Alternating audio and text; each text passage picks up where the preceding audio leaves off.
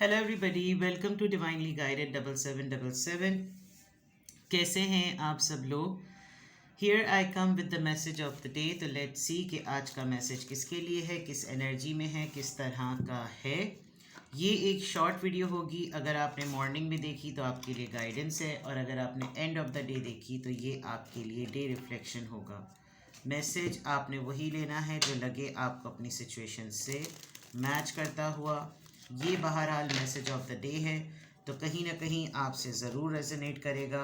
और अगर इसमें से कोई भी बात आपसे मैच नहीं करती तो इट्स ऑल ओके, बिकॉज़ हर रीडिंग हर किसी के लिए नहीं होती है।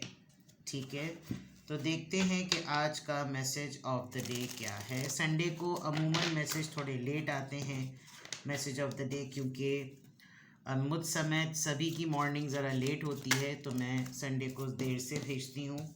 7 of wands, Aries, Leo, Sagittarius, high priestess, Pisces and night of cups, cancer, Scorpio, Pisces. Alright, कोई रोमांटिक प्रपोजल आएगा आपका आपके पर्सन की तरफ से। बॉटम ऑफ द डेक पे choice, 3 of wands, sorry 2 of wands, और ये 2 ऑफ वॉन्ड्स कॉन्फ्लिक्ट की बेसिस पर आ रहा है। आप लोगों का फड्डा शड्डा हुआ है कल घर में, बहन भाइयों से या फैमिली में किसी से, पार्टनर से भी हो सकता है। किसी बात पर डिसएग्रीमेंट हुआ था, and now the choice is finally yours. किसी को आप ट्रेन कर रहे हैं, ट्रेन करना चाहते हैं, आप किसी को कुछ समझाना चाहते हैं, लेकिन किसी के मूड स्विंग्स की वजह से कुछ बोल नहीं सकते, कुछ कह नहीं सकते, बिकॉज अगले का पता नहीं है कि उसको वो ऑफेंसिव ना हो जाए, उसके लिए ऑफेंडिंग ना हो जाए। हो सकता है कुछ दिनों पहले आपको आपके पर्सन पे किसी मामले में डाउट हुआ हो, आपको लग रहा हो कि ये आपको चीट कर रहे हैं। येस, बिकॉज रोमांस की बेसिस पर, चॉइसेस की बेसिस पर, यस। ओह गॉड, काफ़ी ट्रिकी से मैसेजेस हैं आपके। यानी ये जो चॉइस का मैसेज है, इसके बैकग्राउंड में काफ़ी कंफ्यूजिंग सी जो है वो एनर्जी है। आपका अक्सर और बेशतर अपने पार्टनर के, अपने पर्सन के ऑब्सेसिव होने पर जो है वो काफ़ी फड्डा हो जाता है, बहुत ही ज़्यादा कंट्रोलिंग इश्यूज़ पर फड्डा हो जाता है। डिज़ायर्स की टाइमिंग्स का बहुत डिफरेंस नज़र आ रहा है। जब उनको किसी चीज़ की अर्ज होती है, आपका मूड नहीं होता। जब आपको किसी चीज़ की अर्ज होती है, उनका मूड नहीं होता। आप दोनों की डिज़ायर्स बड़ी डिफरेंट, उसकी वेवलेंथ बड़ी डिफरेंट है। आप लोग स्ट्रीमलाइन नहीं कर पाते हैं कि यानी कि क्या मामला है, क्या बात है जिसकी वजह से हम दोनों में लड़ाई हो रही है। बहुत सारी कोशिश की जाती है कि कोई एक्शन या कोई पावर गेम जो है वो प्लान किया जाए, वो काम कर लिया जाए जो कि जिसका प्लान किया गया है। आप अपने थोड़े करियर पर और अपने कामों पे ज़रा ज़्यादा फोकस नज़र आ रहे हैं। इसी दौरान आपके पर्सन भी जो है वो थोड़ा सा आपके साथ कनेक्शन को मिस कर रहे होते हैं, और फिर ऑटोमेटिकली ये चीज़ काफ़ी डिपेंडेबल बन जाती है कि भाई तुम्हें कोई ख्याल ही नहीं है, तुम्हें कोई आसरा ही नहीं है, और फिर पूरा का पूरा वो विक्टिम पोर्ट्रे हो जाते हैं और आप जो हैं वो कल्प्रेट पोर्ट्रे हो जाते हैं। शायद इसी बात को लेकर आप दोनों के दरमियान कोई कॉन्फ्लिक्ट हुआ है, आपके घर में कोई ऐसी आर्ग्यूमेंट हुई है किसी फैमिली मेम्बर को लेकर या कोई सिबलिंग को लेकर, जिसमें बहुत सारे लोगों में आपस में सब के सब एक साथ लड़ पड़े, और एक के बाद एक जो है वो फड्डे होना शुरू हो गए। क्लैशेस बहुत ज़्यादा हुए, पर्सनालिटी डिफरेंसेस पर बहुत ज़्यादा बात हो गई, अना तक ले गया कोई कोई मसला। कुछ ऐसा हुआ है कपल ऑफ डेज में, and now finally you are thinking about the choice कि आप क्या करें, आप क्या फ़ैसला करें। आपके सामने दो रास्ते हैं, आप किस तरफ जाएं, आप क्या प्लानिंग करें, आप किस तरफ पोर इन करें कि जो है वहाँ से आपको रिजल्ट मिले। आप बाहर के लिए प्लान कर रहे हैं, आपको लग रहा है मैं ये जगह ही छोड़ दूँ, मैं कहीं ट्रैवल ही कर दूँ, मैं ये जगह से चली जाऊँ, या फिर मैं रुक जाऊँ। यानी आपका जो है ना वो आज कंफ्यूज माइंडसेट रहेगा। बहुत बड़े बड़े डिसीजंस को लेकर नहीं, बहुत छोटे छोटे डिसीजंस को लेकर भी आप थोड़े से चॉइस में रहेंगे।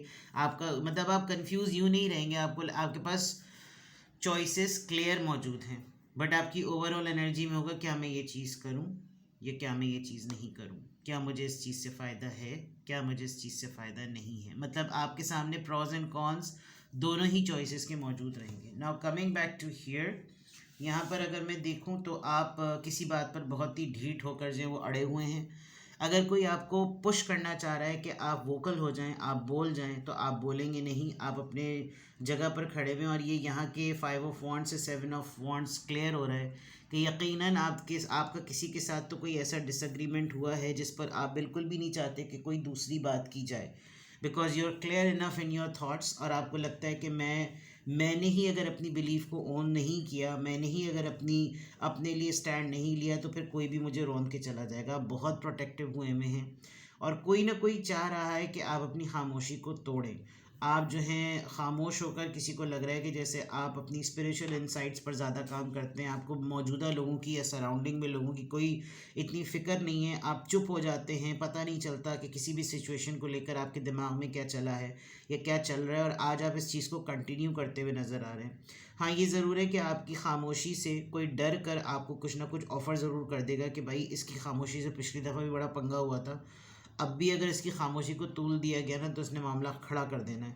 तो ये अब भी जो है वो अब कोई ना कोई ऑटोमेटिकली आपकी तरफ किसी क्रिएटिव एक्सप्रेशन के साथ आ जाएगा। कोई कुछ आपको ज़रूर ऑफ़र कर देगा कि तुम खामोश मत रहो, तुम एटलीस्ट बोलो, ताकि सिचुएशन थोड़ी सी नॉर्मल हो और फिर आप बता सकें कि आपके दिल में क्या चल रहा है, आपके दिमाग में क्या चल रहा है, आप क्या एक्शन प्लान कर रहे हैं। कोई आपको लारे पर लप्पे देने की कोशिश करेगा, कोई शिवेलरी एक्ट तो ज़रूर होगा, कोई आपको पैम्पर करेगा, आपका यानी यानी बटरिंग पॉलिशिंग नहीं होती, मक्खनबाजियाँ, कोई ज़रूर ऐसा करेगा। और ये एक मैस्कुलिन बिहेवियर है कि आपको राज़ी करने के लिए, इस फड्डे को रिजॉल्व करने के लिए, इससे पहले कि आप कोई डिसीजन बना लें, आप चॉइस बना लें, आप इतने स्टबन नज़र आ रहे हैं, इस चीज़ की वजह से लग रहा है कि जैसे कोई आपको इमीडिएटली कुछ ऑफ़र करेगा, और बहुत ही छोटा सा ही होगा, इतना कोई वही नहीं है, लेकिन उसके लिए ये चीज़ ऐसी होगी कि मैं ऐसे जल्दी से कर दूँ ताकि इसको फील हो कि मैंने इसके पाँव के नीचे से ज़मीन निकाल दी। और ये चीज़ अच्छे अच्छे नोट पर आ रही है, बिकॉज आप बहुत ज़्यादा खामोश हैं और शायद कोई बहुत ज़्यादा डिफ़िकल्टी फेस कर रहा है कि भाई मैं इससे बुलवाऊँ कैसे, इससे बात कैसे करूँ, इसको कैसे कहूँ कि ये जो है ना थोड़ा सा बोले, खामोश ना रहे। बिकॉज आप खामोश रहकर बहुत ही ज़्यादा अपने स्पिरिट गाइड से, हाई प्रीस्टेस एक्चुअली ये एनर्जी बड़ी मिस्टीरियस सी होती है। इसको हाई प्रीस्टेस की एनर्जी में जो लोग होते हैं, एक तो उनकी साइकिक एबिलिटी बहुत स्ट्रांग होती है, वो बॉडी लैंग्वेजेस को, वो इंटेंशंस को, वो इंट्यूशंस को बहुत जल्दी पिक करते हैं।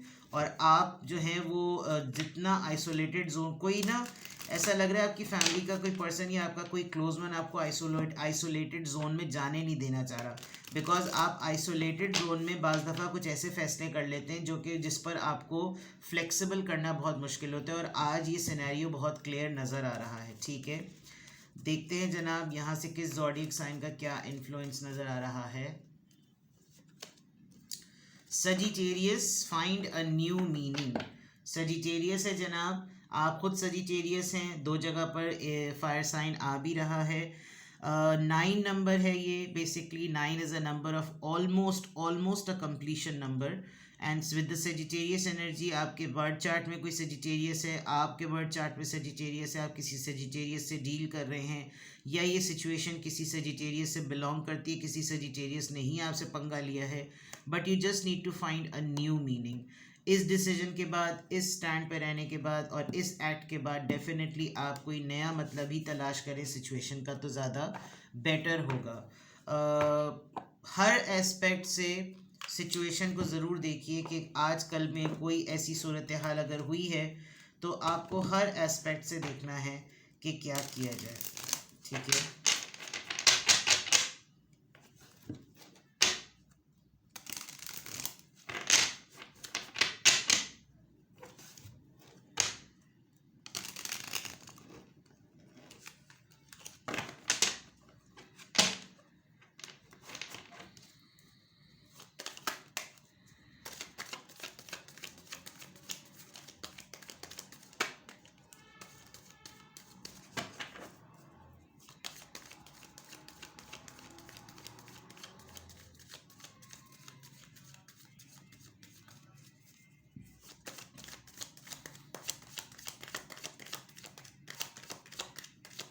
किस एंजल नंबर से क्या अफर्मेशन आ रही है? 15, आई एम वाइज। हाई प्रीस्टेस में भी विजडम की बात है, यहाँ पे भी वाइज होने की बात है। Number 15, your love for others is powerful and you are able to spread your gift of support far and wide. You're curious and social nature brings you in contact with the variety of people. इसका मतलब ये contact सही होगा with the variety of people, all who would benefit from your warm heartfelt words of wisdom. यानी कि आप ये सूरत हाल ऐसी हो गई है कि आपके किसी से कितने कॉन्फ्लिक्ट क्यों ना हो जाएं, किसी भी लड़ाई के बाद आप एक ऐसे इंसान लग रहे हैं मुझे जो जिससे कोई अलहदगी नहीं चाहता, आपसे खफगी और नाराज़गी और सब चीज़ें कर लेने के बाद वो ये नहीं चाहता कि आप उससे कट ऑफ कर लें, आप अपने कॉर्ड्स कट कर लें। लेकिन आपकी नेचर ऐसी लग रही है कि आपके लिए प्रायोरिटी यही है कि आप दूसरों से बेइंतहा मोहब्बत करते हो और यही सबसे बड़ी आपकी स्ट्रेंथ है।